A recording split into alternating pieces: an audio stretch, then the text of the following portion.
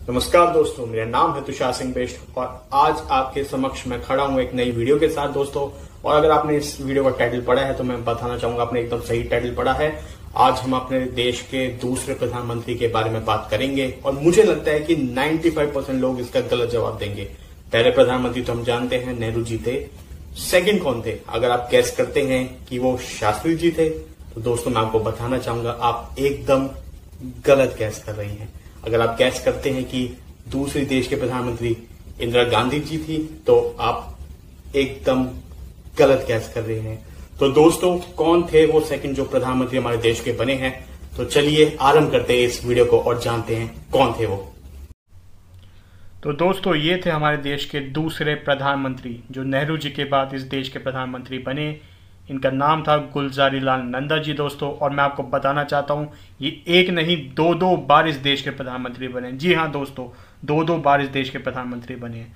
और दोस्तों हमारे भारत देश में 14 प्राइम मिनिस्टर बन चुके हैं, 14 प्रधानमंत्री भारत देश देख चुका है। और हम सिर्फ गिने चुनों का नाम जानते हैं। हम काफ़ी प्राइम मिनिस्टर को तो हम भूल चुके हैं, उनके शायद नाम भी नहीं जानते। उनमें से गुलजारी लाल नंदा जी भी हैं जिनको हम आज के डेट में भूल चुके हैं। मगर दोस्तों ये थे हमारे देश के दूसरे प्रधानमंत्री।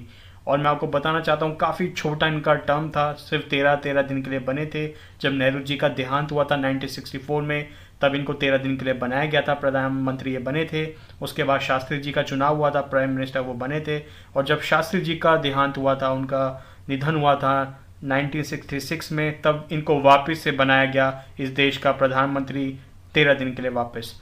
और दोस्तों मैं आपको बताना चाहता हूँ ये पहले प्रधानमंत्री हमारे भारत देश के जो भारत देश के प्रधानमंत्री बने, लेकिन ये पैदा हुए थे पाकिस्तान में। जी हाँ दोस्तों, पाकिस्तान में इनका जन्म हुआ था।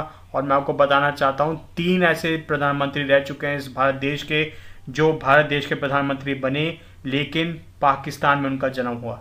तो चलिए दोस्तों एक का नाम तो मैं आपको बता देता हूँ, मनमोहन सिंह। डॉक्टर मनमोहन सिंह जी भी पाकिस्तान में ही पैदा हुए थे और प्रधानमंत्री बने हमारे देश के। और एक और का नाम आपको बताना है दोस्तों, आप चाहे गैस कर सकते हैं या तो आप कमेंट बॉक्स में जरूर लिखिए, नेट पे सर्च करके, इंटरनेट पे आप सर्च कर सकते हैं, उनका नाम जरूर लिखिए तो आपको भी एक फैक्ट पता चलेगा, आपको भी एक इन्फॉर्मेशन मिलेगी दोस्तों।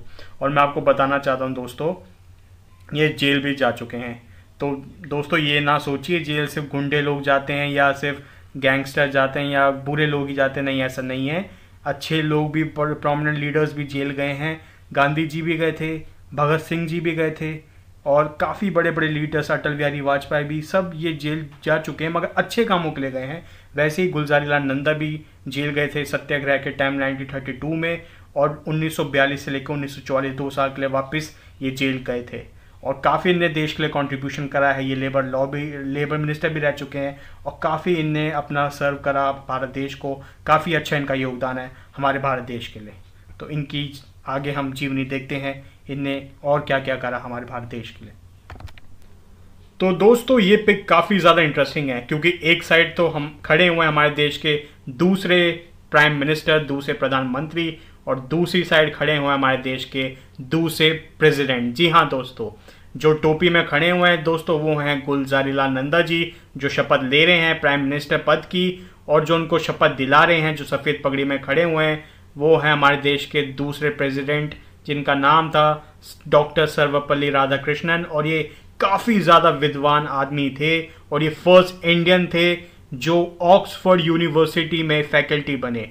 जी हाँ दोस्तों, first Indian to become a faculty in Oxford University. तो दोस्तों इनकी जल्दी से जल्दी लाइफ देख लेते। जैसे मैंने आपको बताया नंदा जी जो थे इनका जन्म हुआ था पाकिस्तान में। जी हाँ दोस्तों, इनका जन्म हुआ था सियालकोट पाकिस्तान में। और जो सियालकोट था उस टाइम अनडिवाइडेड भारत का पार्ट था, उस टाइम इंडिया का ही पार्ट था। और बंटवारे के बाद ये पंजाब रीजन, जो पाकिस्तान का पंजाब रीजन है, वहाँ पर उस रीजन में चला गया। और नंदा जी का मैं आपको बताना चाहूँगा ये लाहौर में भी इनने एजुकेशन ली। उस टाइम लाहौर भी अनडिवाइडेड भारत का पार्ट था, आज़ादी से पहले लाहौर भी अब पाकिस्तान का पार्ट है। फिर ये अमृतसर में भी इनने पढ़ाई करी और इलाहाबाद यूनिवर्सिटी में ये एलुमनाई भी थे। इनको ऑनर भी मिल चुका है as a proud alumni of Allahabad University का। और इनने एज अ रिसर्च स्कॉलर भी काम करा लेबर प्रॉब्लम्स में, क्योंकि इनकी स्पेशलाइजेशन थी लेबर प्रॉब्लम से रिलेटेड। और बाद में ये देश के लेबर मिनिस्टर भी बने दोस्तों। जी हाँ दोस्तों, लेबर मिनिस्टर भी ये बने। काफ़ी ज़्यादा इन्हें लेबर्स के लिए काम भी करा दोस्तों, उनकी प्रॉब्लम्स भी काफ़ी सॉल्व करी, और बॉम्बे प्रेसिडेंसी में वहाँ के लेबर रिलेटेड जितनी प्रॉब्लम थी उससे रिलेटेड ये बिल भी लाए थे। और इनने 1922 में नॉन कॉपरेशन मूवमेंट भी ज्वाइन करा। जी हाँ दोस्तों, ये काफ़ी ज़्यादा फेमस मूवमेंट था नॉन कॉपरेशन मूवमेंट, और ये गांधी जी ने लीड करा था। इसमें यही था कि हम जितनी भी अंग्रेज़ों की बनाई हुई चीज़ें हैं उसका बहिष्कार करेंगे।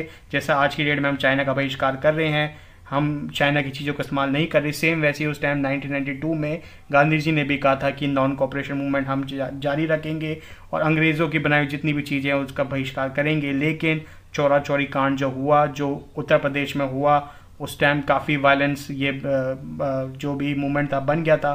तो गांधी जी ने ये नॉन कॉपरेशन मूवमेंट बाद में ले लिया था, क्योंकि मैं दोस्तों बताना चाहूँगा ये नॉन कॉपरेशन मूवमेंट ने सच्ची में कमर तोड़ दी थी अंग्रेज़ों की। तो दोस्तों जो नंदा जी थे वो काफ़ी बड़ी और अच्छी पोजीशन में रह चुके थे, एक काफ़ी प्रोमिनेंट पोजीशन में रह चुके थे, और ये बॉम्बे लेजिस्लेचर असेंबली के पार्ट भी थे। 1937 में वहाँ चुन के आए थे। जो बॉम्बे प्रेसिडेंसी थी दोस्तों, मैं आपको बताना चाहता हूँ उस टाइम गुजरात भी उसका पार्ट था, तो काफ़ी बड़ी थी, और उस टाइम पे ये उसके मेंबर भी थे। और मैं आपको बताना चाहता हूँ उसके बाद ये वाइस चेयरमैन रहे प्लानिंग कमीशन के दोस्तों। ये जो प्लानिंग कमीशन था दोस्तों, ये थिंक टैंक था इंडिया देश का, हमारे भारत देश का, और अब ये बन चुका है नीति आयोग। आपने नीति आयोग का नाम तो सुना होगा, जो हमारे प्राइम मिनिस्टर को गाइडेंस देती है, सर्वे करती है। तो उसका नाम अब चेंज करके उसको हटा के प्लानिंग कमीशन को 2014 में हटा के उसको अब नीति आयोग बना दिया गया है प्रधानमंत्री द्वारा। तो दोस्तों ये लोकसभा मेंबर भी रहे। 1952 में जो चुनाव हुआ था, फर्स्ट इलेक्शन हुआ था आज़ाद भारत का, तो उसमें ये चुन के आए थे, लोकसभा मेंबर बने, और ये काफ़ी बड़े बड़े पदों में रह चुके। जैसे मैंने आपको बताया, इरिगेशन मिनिस्टर रहे, पावर मिनिस्टर रहे, लेबर लॉस मिनिस्टर रहे। और दोस्तों मैं आपको बताना चाहूँगा, जब शास्त्री जी का देहांत हुआ था और जब नेहरू जी का भी देहांत हुआ था, तब उस टाइम पे ये होम मिनिस्टर थे, तो काफ़ी एक पावरफुल पोजीशन में थे, सेकंड पोजीशन में थे उस टाइम भी जब नेहरू जी का देहांत हुआ था। तो काफ़ी बड़ी बड़ी पोस्टों में ये रह चुके हैं। उसके बाद ये देश के प्रधानमंत्री भी बने हैं 2-2 बार। तो दोस्तों अगर आपको ये वीडियो मेरी अच्छी लगी है तो इसको लाइक करिए, शेयर जरूर करिए, क्योंकि दोस्तों मेरा जो टारगेट है ये वीडियो चैनल बनाने का वो यही था कि ज्यादा से ज्यादा मैं नॉलेज लोगों को पहुंचा सकूं। और जैसे हमारे बड़े कहते हैं कि नॉलेज बांटने से ही बढ़ती है, तो उसको जरूर शेयर करें और मेरे चैनल को सब्सक्राइब करें। तब तक के लिए जय हिंद।